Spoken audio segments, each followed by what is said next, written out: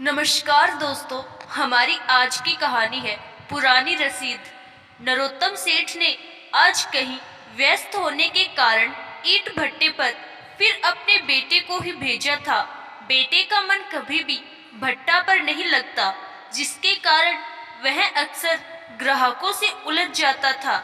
जबकि नरोत्तम सेठ चाहते थे कि अब वह अपना अधिक से अधिक समय भट्टा पर दे, जिससे वो अपने पुश्तैनी व्यवसाय में दक्ष हो सके। अभी उनका बेटा आकर अपने केबिन में बैठा ही था कि मुनीम आ गया।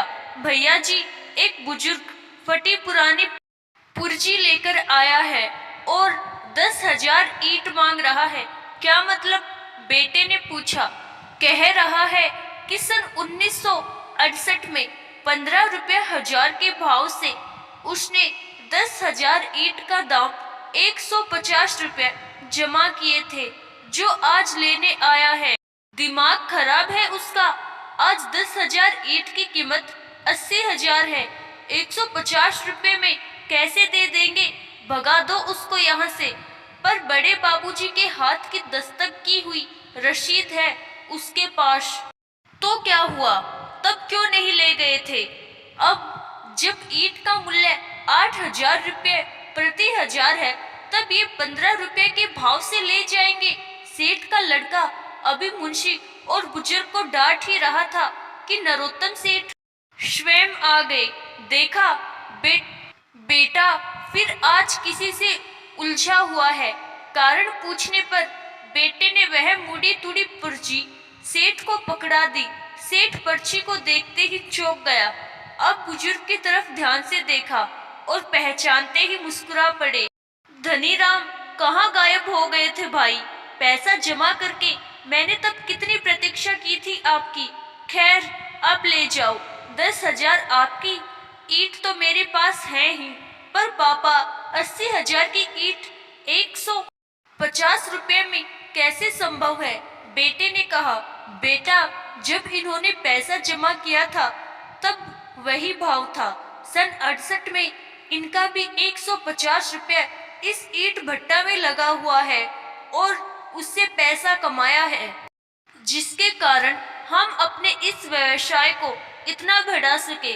उस 150 रुपये की पूंजी का लाभ लगातार सन 68 से हम खा भी तो रहे हैं। ये मेरे हाथ की रसीद है। मुझे याद है, तब मैंने अपने पिताजी के साथ इस भट्टा पर आना शुरू किया था। यह मेरी ही उम्र के हैं शायद। जब मैंने यह रसीद काट कर इन्हें दी थी तो इन्होंने हंसकर कहा था, अगर रसीद गायब हो गई तो क्या होगा?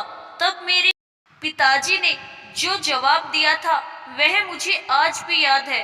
पिताजी ने कहा था कि अगर मेरे जीवन काल में आ गए तो रसीद भी न लाओगे, तब भी आपका पैसा मुझ पर रहेगा।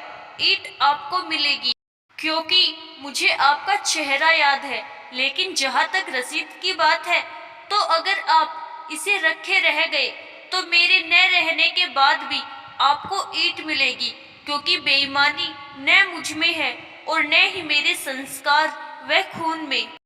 इतना कहकर सेठ ने 10,000 ईंट बुजुर्ग के यहाँ पहुँचाने के लिए मुंशी को आदेशित कर दिया और अपने बेटे के कंधे पर अपना हाथ रखकर बोले, बेटा, तुम्हारे साथ परिस्थितियां चाहे कितनी भी प्रतिकूल हो, लेकिन ईमानदारी का पथ कभी न छोड़ना।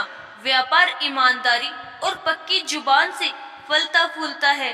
छल से कमाई लक्ष्मी ज्यादा दिन नहीं ठहरती। आशा करती हूँ दोस्तों, आपको हमारी आज की कहानी जरूर पसंद आई होगी। धन्यवाद।